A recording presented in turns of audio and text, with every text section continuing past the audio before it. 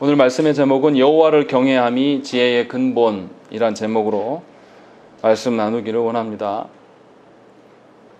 우리가 지난주까지 보았던 27장까지가 세 친구들, 욥과 세 친구가 계속 대화했던 내용입니다. 그리고 이제 28장부터는 이제 욥이 몇 장에 걸쳐서 자신의 주장을 다시 한번 이야기를 해요. 그리고 나서 32장부터 엘리후의 말이 나타나고, 그리고 39장에서부터 하나님께서 말씀하신 식으로 이제 욥기서가 마무리가 됩니다. 그래서 28장의 말씀을 이게 지금 누가 말하는 것이냐 참 논란이 됐던 구절이긴 한데요. 28장의 말씀은 이제 욥과 세 친구가 대화가 끝나고 욥이 그토록 자신이 무엇 때문에 이렇게 고난받고 있는가, 이것에 대해서 계속 의문을 품었던 것, 이것에 대한 어떤 해결책, 깨달음을 이야기하는 것이 28장의 말씀입니다. 그래서 근데 욥이 계속 이 앞전에 해왔던 방식이 어떤 거냐면, 자신이 이해할 수 없는 현실이기 때문에 도리어 하나님께 물을 수밖에 없다라는 그런 태도를 일관지어 왔었고, 반면에 세 친구들은 욥의 현실을 보면서 욥의 그 현실이 고난이고, 이 고난은 죄로부터 오는 것이기 때문에 욥에게 회개할 것을 늘 촉구했습니다. 그래서 자신들이 아는 인과응보로 말미암아서 이 한 가지 기준으로 욥을 정죄했다라는 것이죠. 그러니까 욥이나 세 친구들이나 다 하나님을 상정하고 말하고 있는 것은 맞아요. 그런데 문제는 뭐냐면, 우리가 아는 것처럼 욥은 하나님께서 의인이라 그러시고, 나중에 세 친구들은 하나님께서 정죄하면서 회개를 촉구하시는 것입니다. 그렇게 되면 이 두 사람들의 두 무리들 가운데 무엇 때문에 차이가 나는 것인가? 분명히 세 친구들도 인과응보라는 어떠한 것으로 하나님에 대해서 이야기를 하고 있고, 욥은 또 하나님께만 말하고 싶다라고 말하면서 계속 하나님에 대해서 이야기를 하고 있어요. 그래서 두 무리들 가운데 차이가 안 보이는 경우가 있어요. 그런데 28장의 말씀을 가만히 읽어보면 확실히 기준이 다르다라는 것을 우리가 알 수 있습니다. 그러니까 28장을 욥이 이야기하면서 지금까지 세 친구들과 이 욥이 논쟁해 오면서 하나님 앞에서 참다운 그 기준, 그 지혜가 또 명철이 무엇인지를 28장에서 강조하면서 말하고 있습니다. 그리고 그 하나님 앞에서의 그 지혜 앞에서, 하나님의 그 지혜 앞에서 사람이 어떠한 태도를 취해야 되는 것을 함축적으로 28장에서 보여주고 있는 것입니다. 그래서 오늘 우리가 이제 말씀을 봐야 될 것이 제목처럼 여호와를 경외함이 지혜의 근본이다 라는 것이 어떤 의미인지를 우리가 살펴야 된다는 것이죠. 사실 이 제목 28장의 가장 핵심적인 이야기는 뭐냐면, 지혜와 명철을 찾는 이야기입니다. 12절에도 보면 지혜는 어디서 얻으며 명철이 어디 있는 것인가, 또 20절에도 보면 지혜는 어디서 오며 명철이 머무는 곳은 어디인가 라고 이야기하다가 23절에 하나님이 그 길을 아신다, 그리고 가장 핵심적으로 28절에 또 사람에게 말씀하셨도다, 보라 주를 경외함이 지혜요 악을 떠남이 명철이니라 라고 이야기를 한다는 것이죠. 그래서 사실은 욥기 28장 말씀은 잠언서 9장 10절 한 절로 정리가 돼버립니다. 근데 문제는 뭐냐면, 이 잠언 9장 10절의 말씀을 우리가 잘 이해하고 있느냐라는 것이 문제예요. 여호와를 경외하는 것이 지혜의 근본이다, 이거 얼마나 많이 들어봤습니까? 그런데 놀라운 것은 이 말씀을 듣고도 우리가 하나님 앞에서 하나님의 지혜 앞에서 합당한 태도를 보이지 않는다라는 것입니다. 이것이 한국교회의 큰 문제예요. 그러면 그것이 무엇인지 오늘 말씀을 통해서 우리가 살펴보아야 될 줄로 압니다. 먼저 1절부터 11절까지 말씀은 무슨 이야기를 하냐면, 사람의 어떤 그 탁월함을 이야기를 합니다. 1절부터 4절에 뭐 이야기하냐면, 사람이 드러나지 않아서 감추어져 있는 땅속 저 깊은 곳에 있는 금이나 은이나 철이나 구리 같은 것들, 이것을 얻을 수 있는 능력과 기술이 있다라고 말해요. 그런데 얼마나 기품이냐면 3절에 보시면, 사람은 어둠을 뚫고 모든 것을 끝까지 탐지하여 어둠과 죽음의 그늘에 있는 광석도 탐지한다 라고 이야기하는 것이죠. 그리고 또 4절에도 사람이 사는 곳에서 멀리 떠나 갱도를 깊이 뚫고 발길이 닿지 않는 곳, 사람이 없는 곳에 매달려 흔들린다 이야기하면서 매우 깊은 곳에 있는 것들을 사람들의 능력으로 찾아내는 것을 설명을 하고 있어요. 그리고 이어지는 말씀에서 무엇을 이야기합니까? 사람의 이러한 지혜는 하늘에 있는 어떤 새들이나 또 땅의 짐승의 왕인 사자라 할지라도 전혀 보지도 못하고 알지 못한다.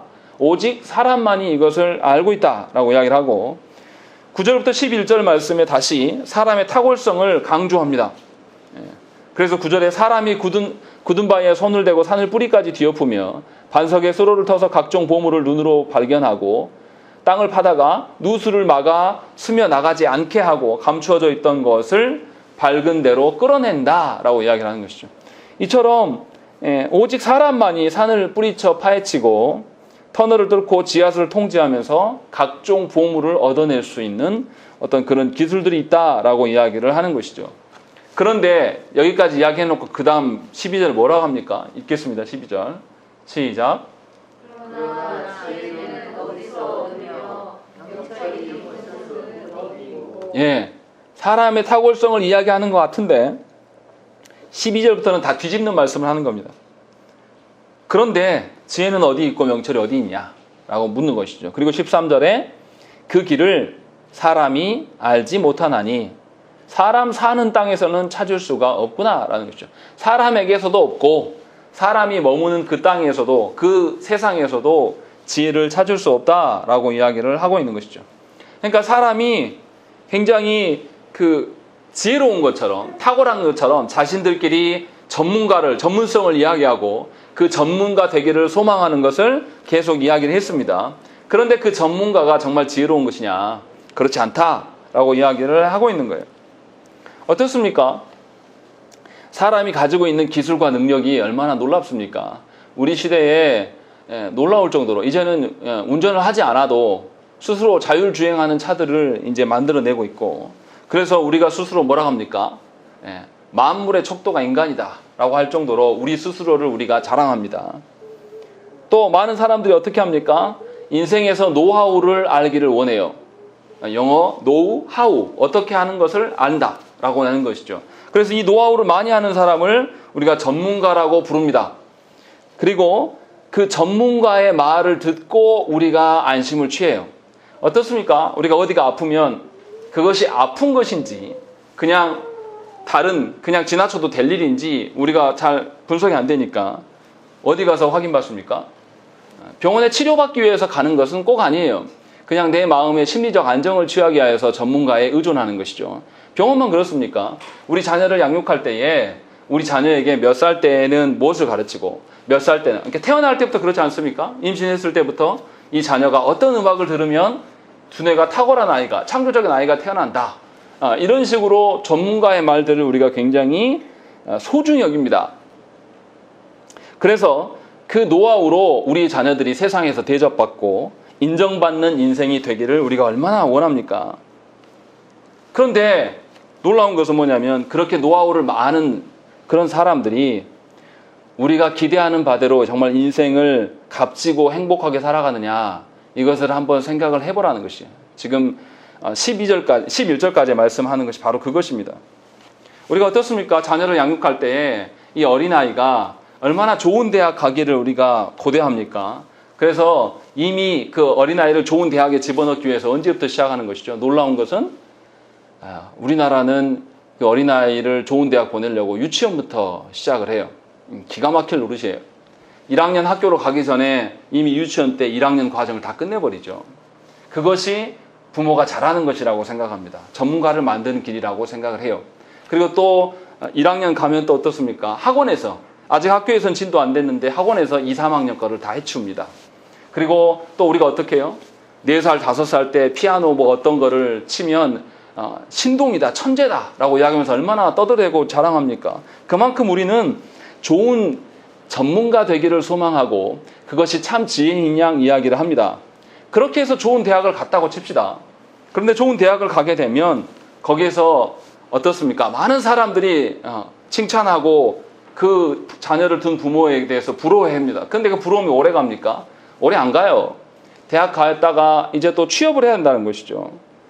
그래서 취업할 때 되면 대학 간 것이 별로 의미가 없다라는 생각이 들어요. 왜냐하면 좋은 대학 나왔다고 해서 다 전문가가 되는 건 아니에요. 아이러니하게도 좋은 대학 갔는데도 불구하고 인생의 실패자가 낙오자가 되는 경우가 많이 드러난다는 것이죠. 그러면서 좋은 대학 가는 것이 우리에게 별 의미가 없다라는 것을 깨닫게 되는 것이죠. 그리고 또 어떻습니까? 좋은 직장에 들어가도 좋은 대학을 나와서 좋은 직장에 들어가서 인생이 편해지고 좋아지는가? 정말 그렇습니까? 그렇지 않은 것을 우리가 보지 않습니까? 또 좋은 배우자가 있으면 뭔가 달라질 것이라고 생각을 하지만 어떻습니까? 우리가 결혼 생활을 해보면 다 그 사람이 그 사람이다. 우리가 그런 말을 하지 않습니까? 어떻게 보면 인생에서 그때그때 가치롭고 귀중하고 그것에 대해서 더 잘하는 사람을 전문가인 양 우리가 존중하면서 그것을 선호하면서 계속 달려왔어요. 그런데 어떻습니까? 남성들이 언제 힘이 빠집니까? 그렇게 엘리트 코스를 밟아오면서 직장 생활을 잘하고 높은 지위에 올라갔던 사람이 50대가 되면 다 내려와야 됩니다. 길어야지. 빠른 경우는 40대에 다 내려옵니다. 그러면 어떻습니까? 남성들이 이제 실직하면서 자신의 무능을 이제 마주하게 됩니다. 그러면서 50대 남성들이 혼자 이제 상심하게 돼요. 내가 그때마다 10대 때도 열심히 달렸고 20대 때도 열심히 달렸고 30대 때도 열심히 달렸는데 결국은 직장에서 퇴사하고 보니까 아무데도 쓸데없는 인간이 돼 있는 거예요. 심지어 자기가 밥이나 빨래도 못하는 인간인 것을 확인하는 것이죠. 그러면서 인생의 허무함을 봅니다. 자신이 그렇게 애쓰고 노력하면서 한시도 쉬지 않고 달려왔는데도 불구하고 인생이 저물고 있음을 알게 되는 것이고, 인생이 저물 때 무슨 생각을 합니까? 내가 분명히 열심히 살아왔는데 아무것도 손에 쥔 게 없구나 라고 생각하면서 인생에 자신이 그렇게 열심히 전문가처럼 살아왔으나 그것이 자신에게 아무런 위로가 되지 못함을 깨닫기 때에 남성들이 이제 시리에 빠지는 것입니다. 여성들은 또 어떻습니까? 여성들도 열심히 학교 생활하고 좋은 대학에 갔다가 직장을 가져요. 그런데 직장 갖고 나서 좋은 배우자를 만나서 결혼합니다. 그런데 여성들의 시련은 빨리 찾아오죠. 출산하면서 어떻게 됩니까? 경력 단절이 돼요. 경력 단절녀가 되면 어떻습니까? 이제 다시 직장을 찾기가 어려워지는 구조를 경험하게 돼요. 분명히 본인은 열심히 살아왔어요. 그런데도 불구하고 아무것도 할 수 없는 존재임을 깨닫게 되고 집에 머물면서 전문가 집단에서 밀려나는 것을 보고서 괴로워합니다. 뭔가 내가 인생의 낙오자인 것처럼 아이를 돌보고 아이를 통해서 하나님 나라가 세워지는 그 가치를 전혀 보지 못하고 오히려 그것이 미련하고 바보스러운 사람들이 맡은 역할이라고 생각하는 것이 우리 시대의 사조고, 그것을 아주 온당한 것처럼 여기는 것이 우리 시대의 모습입니다. 그래서 자녀들이 예의가 없고 인생이 뭔지에 대한 고민의 흔적들이 전혀 안 보이는 것입니다. 그런데도 놀라운 것은 우리는 그렇게 인생을 살기를 원합니다. 그리고 그렇게 살아오는 것을 아주 자부하고 있어요. 그런데 놀라운 것은 인생을 살아보십시오. 그렇게 열심히 전문가처럼 남들과 다르게 살았다라고 생각을 하지만 하나님이 죽음에 가깝게 하실 때 우리가 잘못 살았음을 늘 깨닫습니다. 내가 지금 뭐하고 달려온 것인가 라는 것을 이제 그때서 깨달은 거예요. 다 보내고 나서. 물질 세계의 질서만 있으면 될 줄 알았다는 것이죠. 뭔가 세상의 기준으로 인하여서 전문가처럼 물질 세계를 잘 다루는 어떤 기술이 있고 그러한 것이 있으면 인생을 잘 살아갈 수 있을 것이라고 우리가 생각을 했어요. 그런데 그렇지 않다라는 것을 금방 알 수 있지 않습니까? 아무리 어떤 분야의 전문가라 해도 가정의 평안을 그 사람에게 온전히 기대할 수가 없는 것이고 또 자녀를 양육하는 데서도 얼마나 무지한 것인가를 우리가 보게 되지 않습니까? 이것을 지금 지적하고 있는 것입니다. 11절까지 그렇게 힘이 있고 그 능력이 있고 전문가적인 사람이 그렇게 짐승이 보지 못하는 이런 일들을 해내지만 실제로 그에게 지혜가 있냐? 그에게 명철이 있느냐? 없다. 지금 그 이야기를 하고 있는 거예요. 어떻습니까? 우리나라 서울대 법대 나온 사람들이 어떻습니까? 서울대 법대 나온 사람들이 우리나라의 가장 악한 일들을 많이 하지 않습니까? 물론 선하게 잘 쓰시는 분들도 있어요. 그런데 우리들의 인상에서 서울대 법대 나온 사람들이 검찰이 되고 판사가 되고 그래 나가서 지금 뭐 합니까? 분명히 전문가고 탁월한 사람들인데 나라를 개판 5분 전으로 만드는 것이죠. 법 앞에 평등합니까? 그러지 않아요. 전에도 말씀드렸지만 어떤 정치인의 유력한 정치인의 딸은 마약을 하고 갖고 들어와도 처벌받지 않아요. 그런데 시골에서 섬에서 양귀비를 키우다 걸려서 구속당해서 몇 년씩 다 수감당합니다. 농민들은 그렇습니다. 왜 이런 차이가 일어나는 걸까요? 정작 그들에게 있어야 돼. 우리가 전문가라고 추앙하는 서울법대 출신들에게 뭐가 없는 것입니까? 도덕적인 어떤 도덕성을 볼 수가 없는 거예요. 또 그들이 뭘 두려워하지 않습니까? 죽음 이후의 삶, 영혼의 어떠함에 대해서 전혀 깨달음과 의식하는 바가 없다라는 것입니다. 그렇기 때문에 이 땅이 전부라고 생각하기 때문에 온갖 추잡스러운 일들을, 그런 범죄를 자행합니다.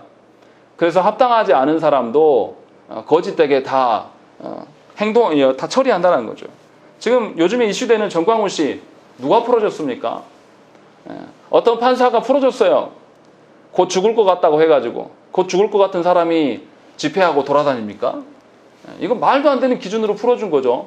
또 보석 신청해 줄 수 있게 했던 것도 어떤 판사의 또 결과물인 것이고. 제가 무슨 말을 하려고 하는 거냐면, 분명히 우리가 볼 때 전문가고 탁월한 사람처럼 보였던 그 사람들에게 도덕성이나 영적인 지혜를 찾아볼 수가 없다는 것입니다. 지금 본문에서 하는 것은 지혜라는 것이 단지 세상적인, 물리적인, 어느 육체적인 전문가를 말하는 것이 아니다. 지금 그 이야기를 하고 있는 거예요. 더 근본적인 우주의 질서와 영적 세계를 포함한 그런 지혜가 아니냐. 지금 이것을 우리에게 물어보고 있는 것입니다. 그래서 12절부터 14절에 지혜가 어디 있냐? 사람에게선 결코 찾을 수가 없고, 14절에 깊은 물이 이르기를 내 속에 있지 아니하다 하며 바다가 이르기를 나와 함께 있지 아니하다 하느니라. 성경에서 깊은 물과 바다는 어디를 이야기합니까? 세상을 이야기해요. 세상 안에 지혜가 있다고 그렇게 설쳐대고 말을 했으나 사실은 없다라는 거예요. 그리고 15절부터 19절까지 무슨 이야기를 합니까? 어떠한 세상에 값진 것으로도 그 지혜를 살 수 없다. 순금으로도 살 수 없고, 은으로도 살 수 없고, 오빌의 금이나 청옥소나 남보석으로도 살 수 없고, 황금이나 수종으로도 살 수 없고, 진주와 벽옥으로도 비길 수 없고, 지혜의 값은 산호보다 훨씬 더 귀하다라고 이야기하면서 어떠한 것으로도 지혜를 대체할 수 없다라고 이야기를 합니다. 그리고 나서 결정적으로 20절부터 22절에 무슨 이야기합니까? 또다시 이야기해요. 그런즉 지혜는 어디서 오며 명철이 머무는 곳은 어디인고? 모든 생물의 눈에 숨겨졌고 공중의 새에게 가려졌으며 멸망과 사망도 이르기를 우리가 귀로 그 소문은 들었다 하느니라 라는 거죠. 이 사람들, 그러니까 멸망과 사망까지도, 우리가 두려워하는 그 사망까지도 참 지혜를 어떤 소문으로만 들었지 실체를 우리가 본 적이 없다. 지금 이 이야기를 하고 있는 거예요. 그런데도 놀라운 것은 무엇입니까? 우리에게 지혜가 없는데 우리 스스로 우리는 지혜 있다라고 말한다는 것입니다. 새 친구들이 무엇으로 지혜라고 이야기했습니까? 인과응보 그 한 가지로 자신들이 하나님을 안다라고 생각을 한 것이죠. 자신의 판단을 아주 존중히 여기며 자신의 그 경험을 아주 존중했다라는 것입니다.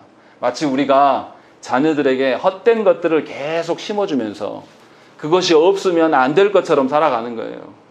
초등학생 때 자녀를 바라보면서 수학, 영어, 또 음악, 어떤 그런 예체능들 없어서는 안 될 것처럼 그것을 하루도 빠짐없이 인생의 모든 시간을, 엄마의 모든 시간들, 아빠의 모든 시간들 거기에 투자하면서 그것이 마치 잘 가르치는 양, 잘 목양하는 것처럼 우리가 살아가는 것이 똑같다라는 것입니다. 그런데 성경은 그게 지혜가 아니라고 말하는 것이죠. 얼마나 미련한 것인가. 지금 그 이야기를 계속 이야기를 하는 거죠. 그리고 나서 결정타를 날립니다. 23절에 하나님이 그 길을 아시며 있는 곳을 아신다. 하나님은 땅끝까지 감찰하시며 온 천하를 살피시며 바람의 무게까지도 정하시며 물의 분량을 정하셔서 비 내리는 법칙까지도 하나님이 정하셔서 다 운행케 하시는 거 아니냐. 그 이야기를 하면서 하나님께서 창조시 때부터 당신의 지혜를 근거로 말미암아 이 모든 피조 세계를 창조하셨다. 지금 그 이야기를 하고 있는 것이죠. 그리고 28절에 뭐라고 합니까? 우리 함께 읽겠습니다. 읽겠습니다. 시작. 또 사람에게 말씀하셨도다. 보라, 주를 향하니 지혜요 알려다보니 명철이라. 예, 28절에서 무엇이 지혜라고 말합니까? 주를 경외함이 지혜다. 이렇게 말하는 거예요. 이상하지 않습니까? 분명히 우리는 노하우를 알고 그것을 습득한 자를 전문가, 지혜자라고 우리가 여기지 않았습니까? 그런데 욥이 뭐라고 고백을 해버리냐면 지혜는 하나님을 경외함이다 이렇게 말하는 거예요. 지혜가 하나님께 있다 말하지도 않고 마지막에 결론이 분명히 23절에서는 하나님께서만 그 길을 아신다라고 했는데 28절에서는 다른 결론을 내는 거죠. 지혜는 하나님을 경외함이다 이렇게 말하는 거예요. 그러면 하나님을 경외함이 지혜라고 하는 의미를 우리가 알아야 돼요. 그냥 하나님을 경외함이 지혜다 이렇게 말해버리면 오류에 빠질 가능성이 높습니다. 무슨 말을 하려고 하는 것인지 들어보십시오. 욥이 어떻습니까? 처음에 자기가 이해할 수 없는 그런 고난 속에 빠졌어요. 그래서 처음에는 어떻습니까? 그 고난이 너무 극심하니까 내가 차라리 태어나지 말았으면 좋겠다. 죽어버렸으면 좋겠다. 죽으면 다 잊혀지는 거 아니냐라고 생각했다가 조금 지나니까 어떻게 해요? 자기의 억울함을 항변해요. 그리고 또 조금 지나니까 어떻게 해요? 자기가 죽어서라도 하나님이 알아줬으면 좋겠다 하면서 뭔가 태도를 쭉 바뀌어온 거예요. 그때마다 욥의 친구들은 계속 뭐 했냐면 똑같은 이야기만 했습니다. 네가 고난 중에 있는 것은 죄 때문인 것이고 그래서 네가 회개하지 않는 악한 존재다 라고 말하면서 인과응보의 원리로 욥을 정죄했습니다. 그러니까 욥이나 친구들이 하나님 앞에서 상장하고 있는 것은 동일해요. 그런데 전혀 다른 결과가 드러납니다. 새 친구들은 이제 할 말이 없어요. 이미 다 인과응보밖에는 할 말이 없어요. 다 끝나버렸습니다, 말이. 그런데 하나님께서 욥을 칭찬하시고 친구들을 정죄해버리세요, 나중에. 그래서 욥은 자신의 처지나 상황이 이해할 수 없어서 억울했지만 끝까지 하나님께 항변하고 하나님을 향해서 말을 하고 있었습니다. 그리고 그 시련과 고통을 지나고 나면서 깨달은 바가 있어요. 하나님께서 자신을 고난 속에 두심이 하나님의 뜻임을 그가 알게 되었습니다. 그래서 욥이 뭐라 그러냐면 주를 경외함이 지혜다라고 말하는 거예요. 다시 말하면 지금 욥에게 펼쳐져 있는 이해할 수 없는 이 억울한 고난, 이 고난이 벌어지고 있는 이 현실을 누가 주신 것이냐? 하나님이 주신 것이기 때문에 나는 이 현실을 감수하는 것, 이 현실을 받아들이는 것, 이것이 주를 경외하는 것 아니겠냐? 지금 그 말을 하고 있는 거예요. 그러니까 하나님의 뜻에 순종하는 거예요. 순종할 만해서 순종하는 것이 아니란 말이에요. 우리는 어떻습니까? 말씀을 들어도 그 말씀이 작심삼일이에요. 분명히 말씀 들을 때는 내가 그렇게 살리라 라고 이야기하지만 저 문을 나가서면서부터 상황이 달라집니다. 우리가 온갖 핑계를 대는 겁니다. 기도하겠습니다 라고 이야기했다가 어떻게 해요? 못 나오면 막 목사인 저에게 막 해명해요. 아, 나오려고 했는데 뭐 상황이 됐다. 내가 하려고 했는데 내 상황이 됐다. 계속 이야기하는 거예요. 그러면 하나님께서 만들어 주신 그 상황을 인정하는 것입니까? 인정하지 않는 것입니까? 인정하지 않는 거예요. 계속 상황 논리로 생각하면서 상황이 바뀌면 계속 나는 바뀌겠다라는 거죠. 그러니까 욥이 말하는 지혜하고 상관없는 지혜예요. 하나님을 경외함이 지혜다라고 말하는 것은 나에게 펼쳐져 있는 상황이 내가 이해할 만한 상황이고 내가 수긍할 만한 상황이기 때문에 수긍하라는 것이 절대 아니에요. 하나님께서 만들어 놓으신 상황이기 때문에 그것을 수긍해라. 그것이 지혜다. 지금 이렇게 말하는 거예요. 그런데도 불구하고 우리는 어떻습니까? 그 지혜를 인정하지 않아요. 우리는 언제든지 상황이 펼쳐지면 선하고 좋은 기준을 우리 마음대로 정합니다. 어떻습니까? 뭔가 내 안에 안 좋은 일이 생겨났다. 이 안 좋다라는 기준 누가 정합니까? 다 여러분들이 정하지 않습니까? 이것이 좋든 안 좋든지 간에 객관적인 것은 절대 아니에요. 그냥 여러분들이 입장에서 싫은 거예요, 그냥. 그렇게 정해놓고 난 다음에 그것을 뛰어넘는 거, 아니면 거기에서 그 고난에서 벗어나는 것을 은혜라고 생각하면서 이것이 하나님 뜻이라고 생각하는 거예요. 우리 마음대로 하나님 뜻을 정해버리는 거예요. 묻지 않는 거죠. 새 친구들처럼 생각하는 거예요. 새 친구들도 무엇이 죄라고 생각했습니까? 지금 욥이 고난받는 그 고난 자체가 죄라고 여긴 거예요. 누가 그렇게 말했습니까? 하나님께서 욥이 고난받은 거 보면서 욥을 죄인이라고 했습니까? 하나님 그러지 않았어요. 그런데도 불구하고 새 친구들처럼 우리는 어떻게 합니까? 자신의 판단대로 내가 불편한 삶이 정해지면, 나에게 억울한 일들이 일어나면 또 내가 누군가한테 뭔 일을 당하면 이것은 죄고 고난이라고 우리 스스로 상정을 해버리는 것이죠. 그래서 우리가 신앙, 지혜를 뭐라고 이야기합니까? 내가 원하는 것을 얻기 위한 것으로 신앙을 대체해버려요. 어떻습니까? 내가 원하는 것을 자기가 정해요. 이거 하나님 정해주신 것도 아닌데 본인이 정해요. 내가 지금 돈이 부족합니다. 건강이 부족합니다. 사람들의 관계가 뭐 어떻습니까? 내가 이루고자 하는 뭐가 있습니다. 본인이 정했어요. 그리고 정해놓고 나서 뭐라고 합니까? 이제 이 정해놓은 것이 이루어지기 위해서 내가 하나님께 열심을 내야 된다 하면서 기도하고 헌신하고 순종한다라고 말합니다. 시작부터 순종한 거 아니었고 과정도 성실하지도 않아요. 그러면서 잘 안 되면 어떻습니까? 계속 권면하죠. 교회 오래 묵은 신자가 뭐라 그러냐면 오래된 자가 더 나중된 자에게 더 기도해. 네가 기도가 부족해서 그래. 더 열심히 네 공로를 하나님께 쌓아라. 그러면 들어줄 것이다. 라고 말하면서 이것을 신앙이라고 이야기를 해버린다는 것이죠. 하나님이 주인입니까? 본인이 주인입니까? 하나님이 주인이신 적이 한 번도 없어요. 그 사람한테는. 그냥 계속 본인이 주인 되고 싶은 거죠. 그리고 신앙을 뭐라고 대체하냐면 끝까지 간절함으로 기도하면 하나님이 다 들어주신다라고 생각하는 거예요. 신앙을 뭘로 보는 겁니까? 주문으로 여기는 거예요. 성경에서 하나님을 주문처럼 여기는 사람들을 다 하나님께서 버리셨습니다. 사울이 어떻게 했습니까? 하나님께 전쟁통에 나아갈 때 언약궤를 자기 마음대로 끌고 오고 또 하나님께 제사 드릴 때 사무엘 선지자가 안 오니까 본인이 어떻게 해버립니까? 못 기다리고 자기가 제사해버려요. 그래서 하나님 그때부터 버리시죠. 그들만 그렇습니까? 하나님께서 이스라엘의 악함을 보시고 북이스라엘을 아수르에게 멸망케 하셨어요. 그리고 남유다에게 선지자를 통해서 뭐라고 하냐면 이제 예루살렘도 바벨론에게 멸망당할 거니까 너희가 살려면 바벨론에게 항복하고 포로로 끌려가라. 그러면 너희들이 살 것이다. 그리고 하나님 때가 되면 너희들을 다시 회복해 하실 것이다 라고 하나님 말씀하셨어요. 그런데 거짓 선지자들이 무슨 이야기 합니까? 에레미야나 다른 선지자들을 그렇게 예언했던 선지자들을 잡아놓고 두들겨 팹니다. 죽기까지 패요. 그래놓고 뭐라고 그러냐면 아니다. 하나님이 계신 이 성전, 이 예루살렘 성전 우리한테 있다. 그리고 그 성전에서 지금 우리 뭐하고 있다? 날마다 종교의식 하는 거 아니냐. 날마다 우리 제사 드리고 있으니까 우리는 절대로 멸망하지 않는다. 하나님의 뜻을 계속 말해도 이 거짓 선지자들이 어떻게 해야 합니까?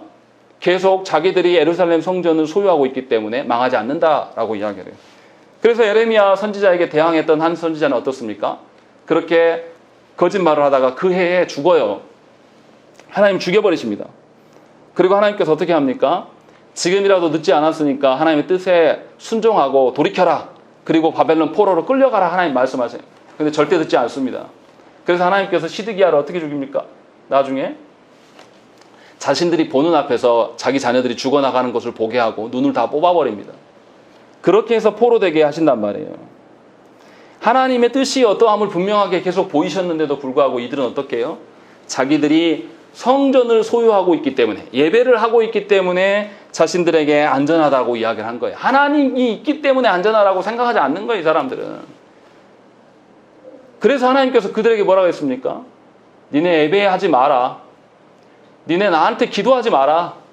아무 필요 없다 라고 이야기하고 있다는 것입니다. 우리 한국교회 어떻습니까? 코로나 때문에 정부에서 예배를 좀 사회적 거리 두게 하라 라고 이야기하니까 5월 달에 각 교단 총회장들이 성명서를 내고 뭐라고 했습니까? 저들이 우리를 핍박한다. 우리는 저들 앞에 굴복할 수가 없다. 예배, 우리가 정말로 신앙이라고 말하는 것을 하나님의 뜻대로 되어지기를 원하는 것을 신앙으로 여깁니까? 아니면 예배만 드리면 우리가 만사 형통한다고 지금 여기고 있습니까? 우리 하나님 앞에 회개하지 않아요. 그러면서 예배 방해한다고 이야기를 하는 겁니다. 하나님께서 예루살렘을 멸망케 하시겠다고 유다에게 분명히 회개할 것을 종용하는데도 불구하고 한국교회가 회개하지 않고 예배만 고수합니다. 그렇게 하면서 자신들이 의롭다라고 이야기를 하는 거예요. 또 이번에 정광훈 씨를 통해서 이제 더 위기의 상황에 놓이지 않습니까? 하나님께서 왜 우리를 예배를 못하게 하시는 걸까요? 오히려 하나님께서 우리의 거짓된 예배를 막으시려고 하시는 것은 아닐까요? 왜 그 점에 대해서는 우리는 생각하지 않습니까? 우리가 그렇게 의로운 인간이고 우리가 하나님이 받으실 만한 예배를 드립니까? 한국교회가 전부 다 그따구로 예배를 드리면서 예배를 고수하려고 하는 자입니까? 그렇지 않아요. 예배를 무슨 주문 정도로 아는 거예요. 자신들이 예배 인도자답지도 않는데, 설교자 같지도 않는데 그냥 설교하고 예배만 하면 다라고 생각하는 겁니다. 그래서 정광훈이 그 정신 나간 인간은 뭐라고 합니까? 코로나도 자기가 기도하면 안 걸린대요. 자기 당뇨라 고치라 그러세요. 자기 당뇨도 치료하지 못하는 인간이 하나님 운운하면서 이 일들을 하고 있고, 이 정신 나간 성도들은 거기에 부응하고 있고, 정신 나간 목회자들도 거기에 협조하고 있는 거예요. 이러한 이 지경이 됐는데도 어떤 교단에서도 하나님 앞에 회개하고 대국민 사과하는 성명서를 내는 인간들이 하나도 없습니다. 어쩌면 하나님께서 우리 예배를 다 막고 계시는 걸지도 몰라요. 회개하지 않고 그냥 종교 행위만 하고 있기 때문에 우리가 안전하다? 우리가 예배 가운데 있기 때문에 무조건 안전합니까? 우리가 환경이 바뀌는데도 하나님께 순종하지 않는 것은 하나님께 뭐라고 변명할 겁니까? 여전히 내 소원과 나를 괴롭게 하는 일들을 제거하는 것이 우리가 신앙이라고 생각하며 그 목적으로 주님 앞에 나오면서 예배하는 것인데, 그것이 하나님께서 보시기에 합당한 지혜라고 이야기하고 하나님 우리를 안전하게 인정해 줄까요? 내 기분 나쁘면 다 필요 없지 않습니까? 아무리 말씀대로 고치라고 이야기를 해도 내 감정 상하면 우리 바꾸지 않습니다. 끝까지 자기의 정서로, 자기의 감정 그 하나도 하나님께 순종하지 않으면서 우리가 지혜를 운운하고 우리가 의로움을 이야기할 수 있냐 이 말이에요. 하나님께서 조국교회의 현실을 보면서 얼마나 마음이 아프시겠습니까? 그 광장에 모여서 기도하는 자들의 그 기도 소리를 들으면서 하나님 얼마나 억장이 무너지겠습니까? 그들을 바라보면서 분노하는 사람들이 없어요.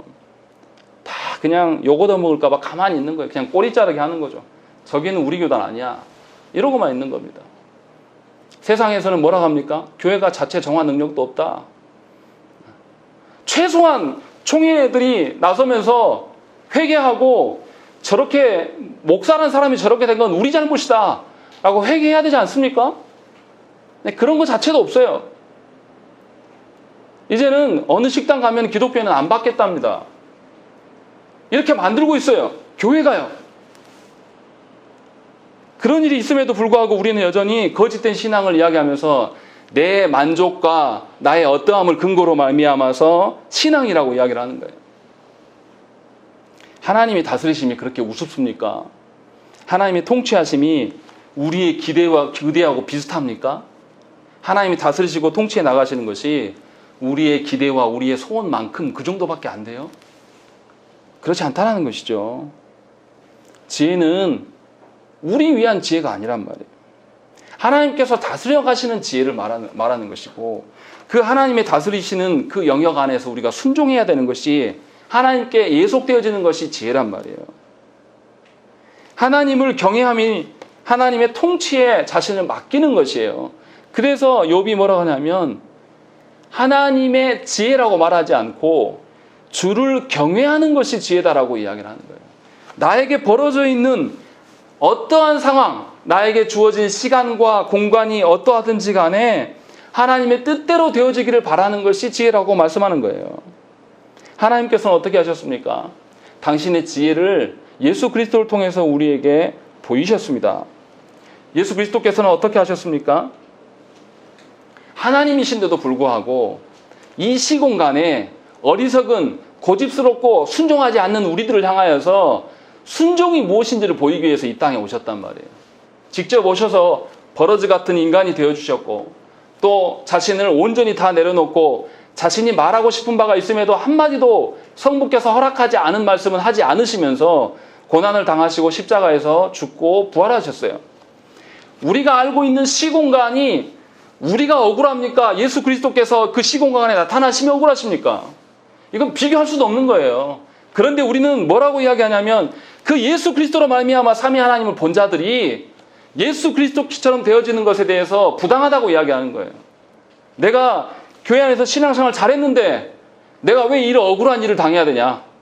내가 하나님 앞에서 순종하고 신앙대로 살았는데 내가 왜 사람들한테 무시당해야 되냐? 이런 거짓된 이야기를 하고 있는 거예요. 저와 여러분들이 예수 그리스도보다 더 무시당하고 더 부당한 일을 당한 사람이 누가 있습니까? 우리가 그렇게 하나님께 순종한 적이 있습니까? 오로지 예수 그리스도를 통해서만 하나님을 보게 하셨단 말이에요. 그러면 예수 그리스도께서 보이신 순종도 봐야 할 거 아닙니까? 그것이 신앙이라고 말해야 되지 않겠습니까? 그런데도 우리 조국교회는 계속해서 무슨 이야기 하냐면 예수 그리스도의 정신을 말하지 않고 세상과 싸우려고 하는 거예요. 자신이 겪고 싶지 않은 그런 현상들이나 결과가 일어나면 면제받기를 원하는 거예요. 그것이 교회가 할 일이고 걸어갈 길이라고 이야기를 하는 거예요. 자기가 원하는 현실이 나타나지 않으면 하나님도 필요 없는 겁니다. 그러면서 계속해서 거부하는 거예요. 이것은 신앙이 아닙니다. 한 번도 하나님이 주인 되신 적이 없어요. 그런데 우리는 어떻게 합니까? 고집스럽게 거짓에 그 가면을 쓰고 내 판단과 내 경험에 근거하여서 내 인생 살기를 소망하는 거예요. 하나님이 다스리시는 인생을 우리 가운데 전혀 내보이지 않는다는 것입니다.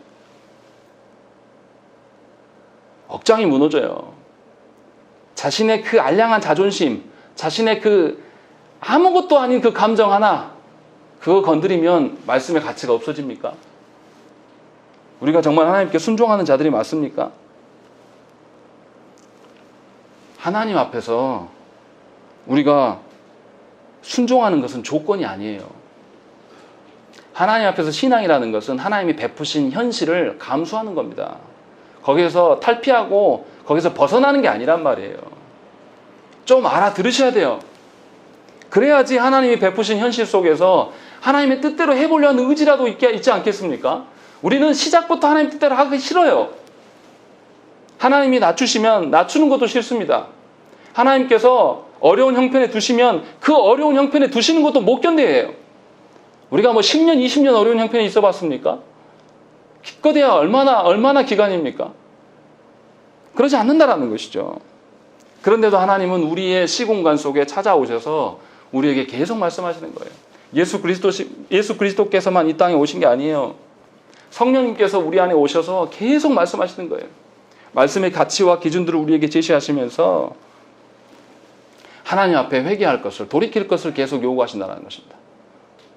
그러니까 여러분들의 마음이 평안하고 여러분들이 살만한 것을 하나님의 뜻이라고 거짓되게 말하지 마십시오. 그것은 하나님의 뜻을 대적하는 길입니다. 도리어 정말 죽을 것 같은 상황 속에서 하나님이 이것이 베푸신 길이라면 내가 그 길에 살겠습니다. 내가 견뎌보겠습니다. 하나님 견딜 수 있는 힘도 제가 없어요. 저한테 하나님께서 도와주셔야 됩니다. 안 그러면 저 바로 배반할 놈입니다. 하나님께 매달리고 하나님께 순종하려고 우리가 악다구 쓰면서 어금니를 악물고 우리가 견뎌본 적이 있습니까? 그렇게 우리가 애쓰면서 하나님께 엎드리고 순종하려고 하면 왜 하나님께서 조국교회를 회개케 하지 않겠습니까? 왜 하나님께서 우리를 이 현실 가운데 두시겠냐 이 말이에요. 우리가 회개하지 않고 하나님의 다스림을 인정하지 않기 때문에 날이 갈수록 세상은 교회를 이제 인정하지 않아요. 우리 시대의 이 모양인데 우리 자녀들이 당할 그 교회의 고통과 고난은 어떻게 하겠습니까? 누가 책임질 거예요? 각 교단 어른이라고 자부하는 목사님들, 이러한 교인들이 성도들이 당하고 있는 현실 어떻게 보상할 겁니까? 하나님의 선하심이 우리 가운데 있어야 함에도 불구하고 말씀을 쥔 자들이, 교회 안에 오래 묵은 직분자들이 하나님의 얼굴을 가리우고 자신들의 편리대로 살아가는 것이 우리의 현실입니다. 지혜를 찾아볼 수가 없어요. 하나님이 정말 의로우시고 하나님이 정말로 신실하시다면, 높으신 분이라면 우리가 과연 이렇게 할 수 있습니까? 정말로 하나님이 의로우시고 신실하시고 진실하시고 우리를 위한 분이라는 그 믿음이 있다라면 우리는 어두운 현실 속으로 내려갈 수 있어야 돼요. 광부가 그 보석의 귀함을 알기 때문에 그 깊은 탕광까지 깊이 들어갑니다. 그곳이 뜨거워요. 100m 내려갈 때마다 1도씩 올라갑니다. 견딜 수 없는 그곳까지 왜 내려갑니까? 그것에 귀한 가치가 있다는 것을 너무나 잘 알기 때문에 죽음을 무릅쓰고 그곳에 가지 않습니까? 우리는 광부들보다 못한 자들이에요. 하나님이 그 알량한 보석과 비교되실 수 있는 분입니까? 그런데 우리는 그 하나님께 순종하기를 소망하지 않습니다. 하나님의 신실하심, 하나님의 의로우심 우리가 언제 믿었습니까? 우리가 언제 신뢰하면서 우리가 하나님께 나아갔습니까? 내 감정 틀리면 다 버려버리지 않습니까? 우리가 그러면서 하나님 앞에서 신앙이라고 말할 수 있는 자격이 있습니까? 우리는 그런 자들이 아니에요. 지금 벌어져 있는 현실을 보면서 분노할 것이 아니라 내가 하나님 앞에 과연 순종하고 있는 자를 한번 돌아보시라는 거예요. 과연 코로나를 핑계대면서 우리가 아니라고 있는 건 아닙니까? 예수 믿은 지가 언젠데 아직도 변화되지 않으면서 내 만족대로 안 되면 못 견디고 띠뚫려 하는 것이 우리의 삶이 아닙니까? 히브리서 말씀에 이렇게 되어 있습니다. 히브리서 5장 7절부터 9절 말씀에 그는 육체에 계실 때에 자기를 죽음에서 능히 구원하실 이에게 심한 통곡과 눈물로 간구와 소원을 올렸고 그의 경건하심으로 말미암아 들으심을 얻었느니라. 그가 아들이시면서도 받으신 고난으로 순종함을 배워서 온전하게 되셨은즉 자기에게 순종하는 모든 자에게 영원한 구원의 근원이 되시고, 이렇게 되어 있습니다. 예수 그리스도께서 어떻게 했을 때 온전하게 되셨습니까? 예수님은 이미 하나님이시기 때문에 온전하신 분이에요. 완전하신 분이란 말이에요. 그러함에도 그 예수님께서 어떻게 했어요? 아들이시면서도 받으신 고난의 순종함을 배워서 온전하게 되었다라고 히브리서 기자는 이야기를 하고 있는 겁니다. 우리는 어디에서 순종을 배워야 되겠습니까? 예수께서도 그 방식으로 순종으로 나아가고 그 순종하심으로 말미암아서 우리에게 구원의 근원이 되어주셨는데 경솔한 우리들이 어디에서 신앙 운운하면서 하나님께 나아갈 수 있겠습니까? 교만한 우리들이 세상에 핍박한다고, 세상이 예배를 드리지 못하게 한다고 핑계대면서 하나님께 항거할 수 있습니까? 예배를 드리는 것이 중요합니까? 회개부터 하십시오. 기도하는 것이 중요합니까? 회개부터 하세요. 하나님 앞에 온전한 순종하지 않으면서 우리 마음대로 행하면서 그것이 예배고 종교인이라고 말하지 말라라는 것입니다. 정말 예수 믿는다는 말을 우리가 무겁게 알아들어야 돼요. 예수 믿는다는 말은 예수께서 죽음으로 걸어가신, 또 부활을 향해 걸어가신 그 길을 같이 걸어가는 거예요. 그것이 예수 믿는 겁니다. 정말로 여러분들은 예수 믿으면서 얼마나 고통스럽습니까? 그 고통 속에서 욥이 당한 것처럼 그 고통 속에서 하나님 앞에서 신음하였더니 욥이 드디어 깨달은 게 뭡니까? 하나님의 지혜라는 것은 하나님을 경외하는 것에 있다라는 것을 이제 드디어 깨달은 거예요. 이제서 깨달은 거예요.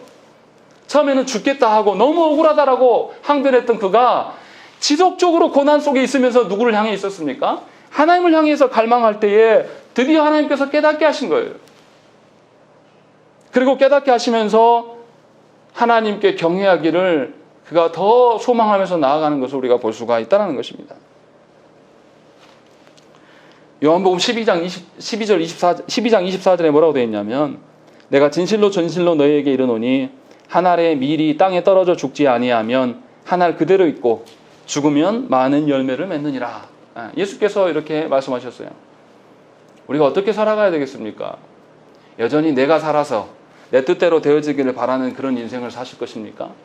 누가 권면하여도 전혀 기분 나쁘면 듣지 않고 다 던져버리고 여전히 나의 뜻대로 행하면서 그것 하나도 견디지 못하면서 우리가 하나님의 자녀라고 하나님께 신자라고 말할 수 있겠습니까?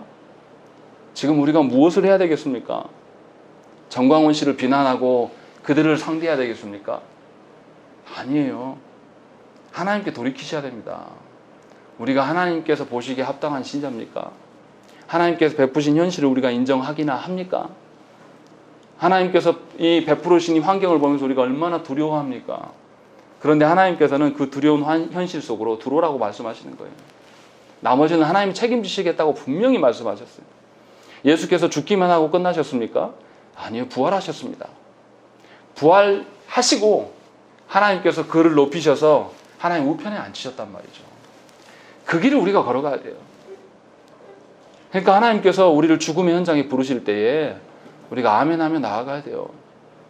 여러분들의 의지나 여러분들의 능력으로 할 수 있을 것이라고 기대해서 이 말씀 드리는 것이 결코 아닙니다. 그 순종하는 것, 죽음의 자리에 나아가는 것도 우리가 할 수 없고 그 죽음과 같은 그 인생의 고단함 속에서 온전히 하나님만 바라보고 걸어가는 것도 우리 능력으로 할 수가 없어요. 하나님 도우셔야지 가능한 거예요. 사람들의 어떠함에 반응하는 것을 하지 마십시오. 하나님 앞에 반응하기를 소망하면서 하나님께 구하셔야 된다는 것이죠. 그래서 정말로 여러분의 일상에서 하나님을 경외함이 드러나기를 소망하셔야 된다는 것입니다. 그러한 일들이 여러분한테 있어서 하나님의 지혜를 누리는 자들 되시기를 간절히 축원합니다. 우리 함께 기도하겠습니다.